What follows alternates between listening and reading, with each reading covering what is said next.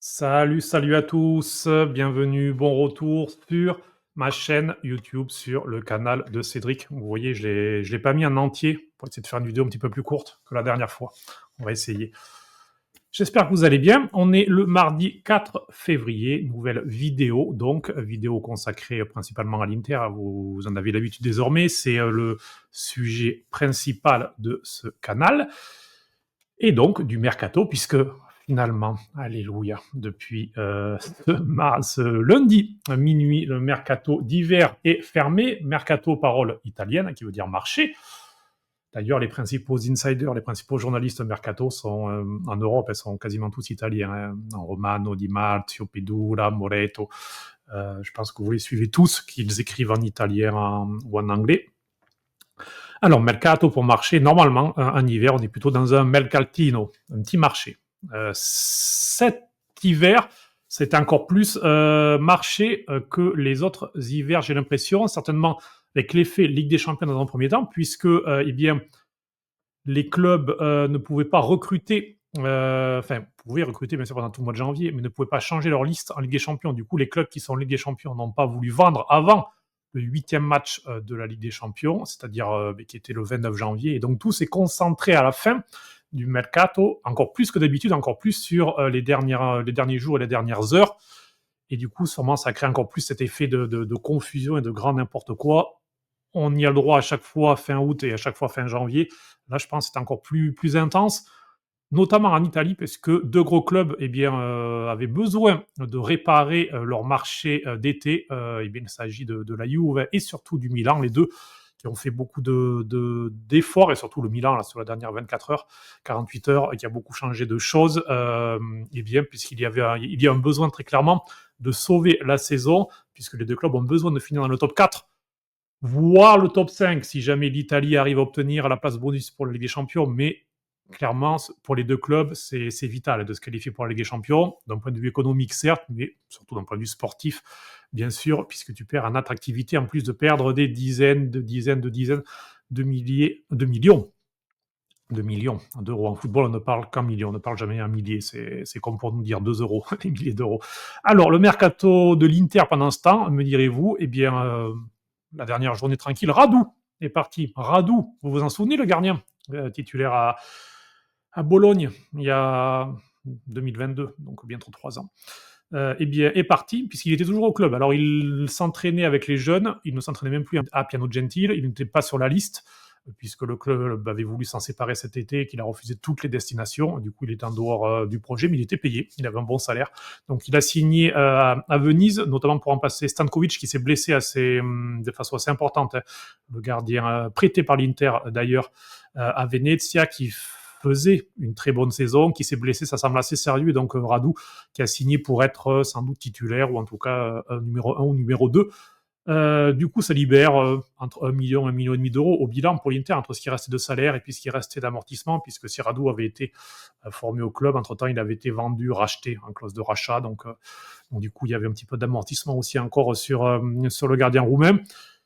Les départs, vous le savez, donc de Buchanan prêté avec option d'achat à Villarreal, Palacios prêté un prêt sec, mais dans le prêt sec, il y a aussi l'U-Power Stadium, la location du stade pour la saison prochaine. Si jamais l'Inter fait l'équipe U23, elle jouera à Monza, à l'U-Power Stadium en série C. Ce serait, on dira dans une autre vidéo, les conditions. Mais en tout cas, voilà, ça fait partie du deal en quelque sorte. L'accueil d'une possible équipe U23, donc plutôt que faire un prêt payant, ça a été un arrangement entre amis, entre Galliani et Ausilio sur cette opération.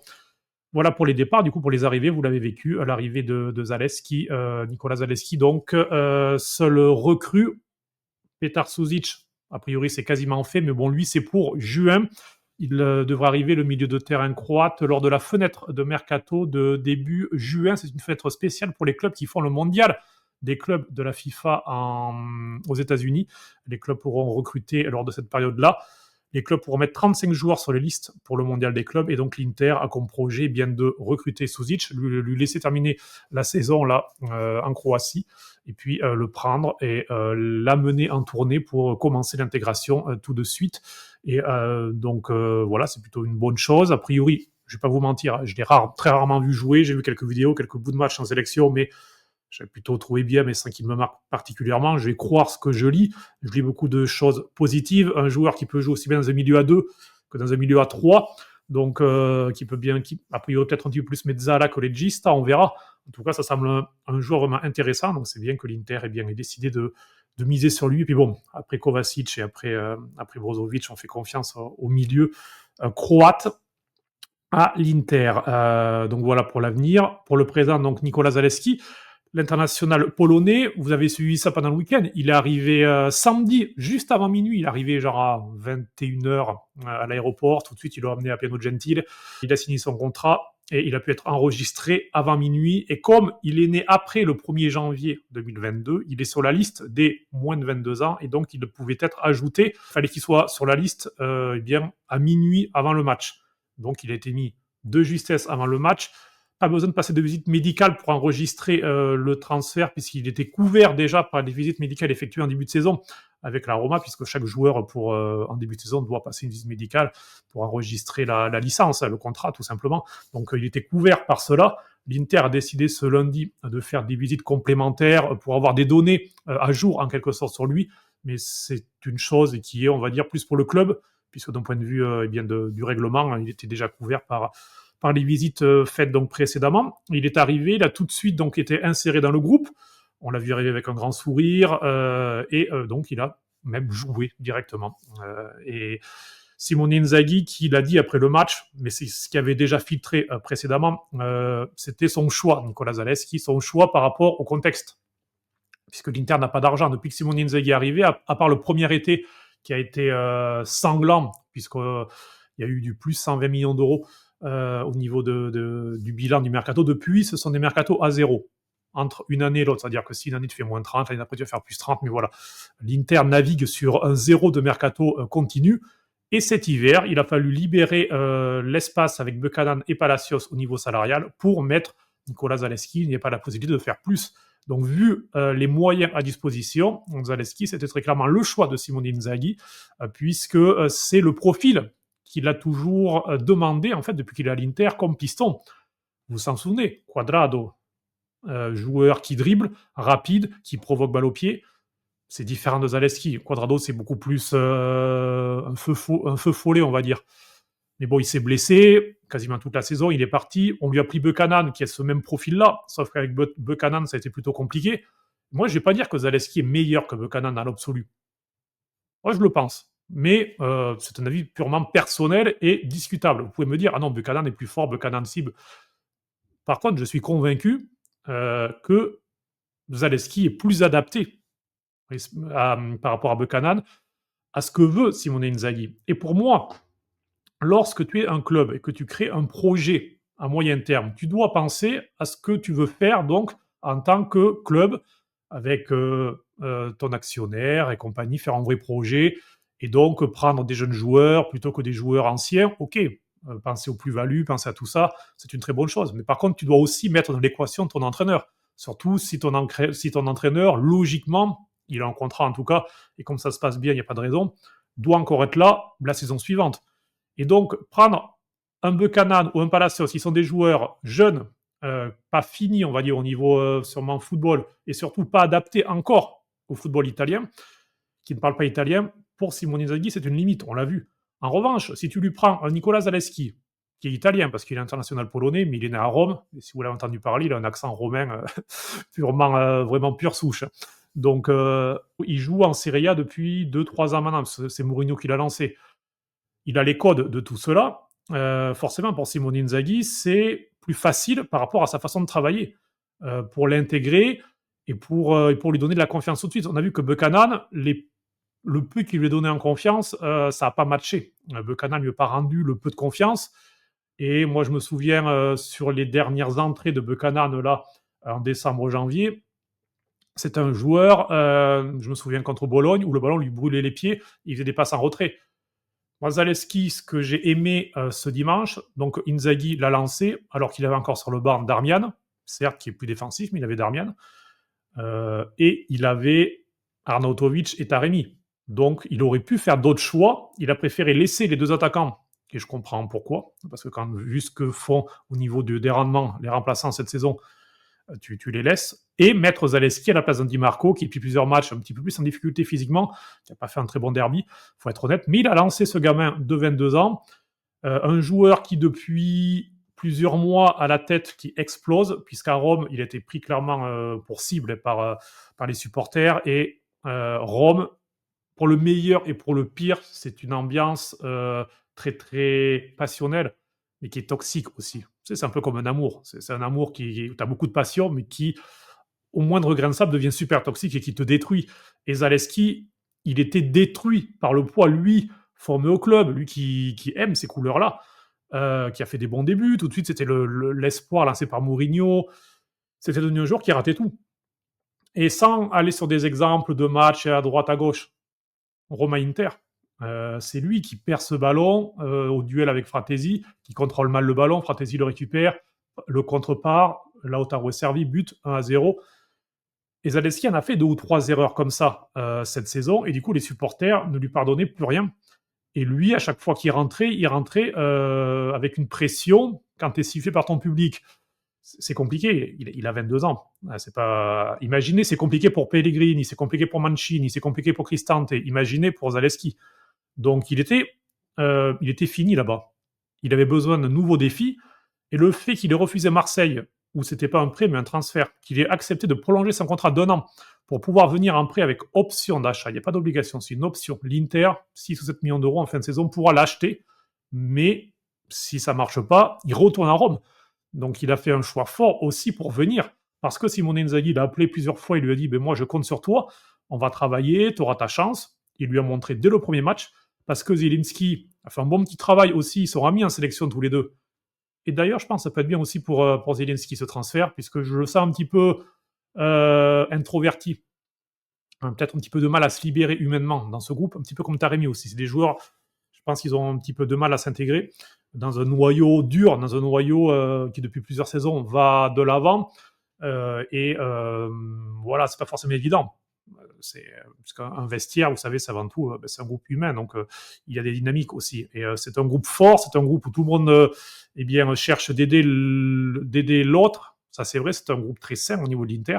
Mais quand tu es nouveau, forcément, c'est pas toujours facile de rentrer dans des dynamiques ou des amitiés. Donc que Zielinski et Zalewski se retrouvent, je pense que ce serait une bonne chose.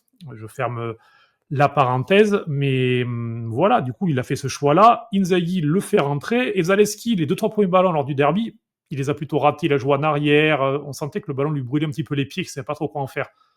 Mais il a pris confiance, il a continué, il a provoqué, il a dribblé, il a centré. Le troisième poteau, ça vient d'un de ses centres, qui est un bon centre. Et puis, surtout, il a cette lucidité à la 92e minute, le ballon qui lui arrive, combien de joueurs auraient fait une tête? Et même lui, d'ailleurs, l'a dit après le match. Il a dit, Darmian m'a dit au moment de rentrer, t'inquiète pas, vu le scénario, c'est clairement le match où tu rentres, tu fais ton premier match, tu marques. Et Zalewski, en rigolant, a dit, j'ai pensé à ça, je me suis dit, allez, je ferme les yeux et je fais une tête. Mais bon, j'ai retrouvé la lucidité, je me suis dit, non, je fais l'amorti et je la remets à De Vrij. Et cette lucidité-là, à la 92e, ce geste technique-là qui semble simple, mais cette amorti de la poitrine, plutôt que tenter une tête ou se décaler pour une volée ou quelque chose, ça montre aussi une intelligence de la part du garçon. C'est parfois ce qu'on lui reprochait aussi à Rome, manque d'intelligence, soit tactique, soit à gérer ses émotions. Et là, il a fait la bonne chose. Il est récompensé par cette passe décisive et qu'on a vu toute la joie autour aussi de ses partenaires, de ses nouveaux partenaires. C'est une bonne chose. Lui, on l'a vu avec un grand sourire. On a vu un petit peu comme s'il y avait tout le poids qu'il a sur les épaules et qu'il a subi sur les épaules à Rome. Alors, je ne sais pas que c'est une victime. Hein. Voilà, il a fait des erreurs. C'est un jeune joueur. Bref, je ne reviens pas sur ce que je disais précédemment. On a l'impression que tout est parti et que ça lui a fait un grand bien. Et donc, je pense, je ne dis pas que c'est un phénomène, je ne dis pas qu'il va marquer 3 buts et faire 8 passes décisives, je ne dis pas qu'il va devenir titulaire à la place de Dumfries ou de Di Marco, non. Mais je pense que c'est un joueur valide. Et pour ceux qui me suivent sur les réseaux sociaux, moi, en décembre, j'avais fait un message en disant pour moi, il y a 2 joueurs en Serie A qui seraient parfaits dans le jeu de Simone Inzaghi. Nicolas Zalewski comme piston, qui est complètement écarté à la Roma, et Giacomo Raspadori comme deuxième attaquant. Je pense que Raspadori, dans ce 3-5-2, aller entre les lignes, lui aussi a retrouvé la confiance, il serait parfait. je pense pas que l'Inter l'ait tenté cet hiver pour des raisons, un, économiques, deux, le Napoli jamais te l'aurait vendu. Tu es en lutte pour le Scudetto avec eux, ils n'auraient pas fait cette folie-là. Cet été, moi, je tenterais peut-être. Mais bon, on verra le mercato, il y a plein d'autres choses. Il y a Francesco Pio Esposito, l'attaquant prêté à Spezia, qui va revenir, qui lui aussi d'ailleurs pourrait faire la tournée aux États-Unis. Si jamais lo Spezia ne fait pas les playoffs pour monter en Serie A, il pourrait faire la tournée, comme ça le staff pourrait l'évaluer pendant ce moment-là. Enfin voilà, il y aura plein d'autres dynamiques cet été, et on verra surtout ce que fera Octree cet été, puisque ce sera important de voir un petit peu au niveau économique et au niveau du projet, ce qui sera fait, parce qu'il y aura pas mal de retouches à faire, contrairement à cet hiver. Un petit mot justement, parce qu'on parlait du Napoli et de l'Inter, je trouve que leurs mercato en fait sont assez semblables en un sens, c'est-à-dire que les deux clubs ont choisi de risquer. L'Inter a choisi de continuer avec De Vrij et Acerbi comme défenseurs centraux. Acerbi qui est de retour une nouvelle fois. On verra s'il va redevenir disponible. Depuis 3 mois, c'est plus un ancien joueur qu'autre chose. Bravo pour les matchs contre Haaland et contre Lukaku, mais cette saison, il y a eu ces deux matchs-là et quasiment rien autour. Pour Acerbi, il y a eu une blessure, une rechute. Là, il ne se sentait pas de forcer. Donc, beaucoup de questions qui se posent. Et donc, tu as De Vrij qui devrait être prolongé, qui fait peut-être même sa meilleure saison au-delà de son but là, lors du derby, mais il fait peut-être sa meilleure saison depuis qu'il est à l'Inter, et pourtant les premières saisons étaient très très solides. Mais De Vrij, vraie assurance, mais on sait qu'il est sujet à des blessures. Donc l'Inter a pris le risque de continuer avec cet effectif-là. Du coup, Carlos Augusto, certainement, fixe quasiment dans la défense à 3 désormais, et Darmian un peu plus dans la défense à 3 avec Zalewski qui pourra jouer des deux côtés. Et ce choix-là fait derrière, et le choix devant, Arnautovic, il y a eu des rumeurs. Moi, j'y croyais pas trop de le voir partir, vu le salaire qu'il a, le garçon. Donc, il est toujours là. Correa, qui après son magnifique match contre les Lazerone, a disparu. On espère qu'il viendra au moins au mois de mai, puisqu'il y a le match retour contre les Lazerone, donc ce serait sympa qu'il revienne pour nous mettre un doublé. Mais sinon, lui aussi, voilà, plutôt disparu. Taremi qui est décevant. Donc, l'Inter a aussi pris le risque, et bien de tout miser encore une fois sur les épaules de Lautaro et de Thuram devant, et que si tu perds l'un des deux pour 2-3 mois pour une blessure, tu te retrouves peut-être à mettre en l'air ta saison, puisque l'Inter aura encore entre 19 et 27 matchs à jouer cette saison, donc c'est un vrai risque, en jouant tous les 3 jours, et je trouve que Simone Inzaghi, pour tout ce qu'il fait depuis 3 ans et demi, pour ce qu'il fait cette saison, pour les millions qu'il apporte, j'en ai parlé dans la vidéo vendredi dernier, mais là, contre Monaco, la victoire, le top 8, permet à l'Inter de ne pas jouer 2 matchs en février, mais surtout apporter 24 millions direct dans les caisses et quasiment 90 millions d'euros déjà sur cette Ligue des Champions. Donc Inzaghi surperforme au niveau économique, et je pense qu'il aurait mérité un petit cadeau en plus que Zalewski, parce que Zalewski, en fait, c'est juste équilibre par rapport à Buchanan et Palacios. Et tu avais une place dans la liste si tu verrais un des attaquants. Donc voilà, pour moi, c'est un petit peu dommage de ne pas avoir fait cet effort. Quand je disais tu avais une place sur la liste pour la Ligue des Champions, parce qu'en championnat, comme Zalewski est en moins de 22 ans, tu avais la place Buchanan, quoi qu'il arrive, à mettre. Donc voilà, pour moi, c'est un peu dommage de pas aider davantage Simone Inzaghi, qui doit vraiment faire. Il a un bel effectif, oui, mais qui peut être court sur certains postes. Et encore une fois, tu as flux tendu au niveau qualitatif, surtout plus que quantitatif, c'est qualitatif, tu as flux tendu. Et donc voilà, l'Inter a pris ce risque. Faut souhaiter pour le club, qu'il n'y ait pas de regrets en juin. Et le Napoli, c'est un peu la même chose au final, puisque le Napoli, certes, n'a que 15 matchs à jouer, mais si tu perds Kvaratskhelia et que tu le remplaces par Okafor, que en défense, eh bien, tu n'as pas pris Komutso, qui était la cible, finalement, tu l'as pas pris. Tu as pris Billing au milieu de terrain, ok, mais bon, voilà, c'est un joueur de complément qui remplace le Ronchou dans les nombres, mais tu t'es pas renforcé, parce que Kvara, même s'il n'était pas forcément hyper adapté à compter, malgré tout, c'est un joueur qui crée des différences à lui seul. Okafor, c'est sûrement un bon remplaçant, un super sub, comme on dit, mais qui a pas mal de problèmes physiques depuis pas mal de temps. Et quand on parlait de Garnacho, par exemple, et que tu te retrouves avec à la fin Okafor, et que même Saint-Maximin n'a pas réussi à le faire, voilà, je trouve que le Napoli aussi a pris le risque, là aussi, de se dire ça marche bien, on a compté, ça va passer. Si tu perds le titre pour 2 points parce que tu as eu des blessures, tu peux avoir des regrets. Donc je pense que les deux clubs ont fait un pari risqué. Et hier, j'entendais Riccardo Trevisani, journaliste et commentateur italien, qui disait en fait, à Milan, le club qui avait le plus besoin de Joao Félix, c'était pas l'AC Milan, mais l'Inter. Et c'est vrai qu'en un sens, alors, Joao Félix ou un joueur à la Joao Félix, mais c'est vrai que le Milan en aura besoin, bien sûr, a eu raison de sauter sur l'opportunité après avoir ce que ça donnera Joao Félix, puisqu'il a pas mal de haut et surtout de bas, mais en tout cas, c'était un choix à faire et l'Inter aurait eu besoin de ce profil-là pour donner une option supplémentaire en attaque et voilà, pour clore cette chose-là, un joueur de ce profil-là en prêt et mettre à l'écart Arnautovic, quitte à le mettre en dehors de la liste, surtout que l'Inter, au niveau du coût de l'équipe, avait cette petite marge pour insérer un salaire en plus. Donc voilà, pour moi c'est un peu dommage, mais bon, encore une fois, chacun ses projets. C'est un mercato de réparation. C'est vrai que l'Inter avait des choses à réparer, mais moins urgentes que la Juve ou le Milan qui, eux, doivent à tout prix sauver une place dans le top 4. Donc, ok. Dernier petit mot, mercato toujours, mais on quitte le terrain et on passe au côté plus administratif bureau. Alessandro Antonello qui quitte le club, c'est officiel. Donc, CEO de la partie économique, on va dire, pour simplifier, de l'Inter, l'administrateur délégué, donc qui quitte l'Inter, qui devrait rejoindre la Roma pour avoir le même rôle. Et à court terme, en tout cas, Octree ne le remplace pas numériquement. Il avait été plus ou moins déjà remplacé puisque Octree a fait pas mal de mouvements déjà cette saison. Si au niveau sportif, on reste sur Marotta qui est le super patron de tout, et Pierre Ousilio qui est directeur sportif, et Batchin qui est son adjoint, même si ça pourrait peut-être un petit peu bouger à moyen terme aussi, peut-être au niveau de l'area scouting et compagnie, mais bon, pour l'instant, on reste à peu près sur la même base. Au niveau administratif, il y a eu beaucoup de changements déjà qui ont été faits. Et Giorgio Ricci, pour tout ce qui est la partie finance, en quelque sorte, était déjà arrivé. Et puis Massimiliano Catanese aussi qui est arrivé. Donc tous les deux, en quelque sorte, ils vont se partager le rôle d'Antonello, puis on verra si Octree mettra une personne en plus au-dessus, l'un des deux.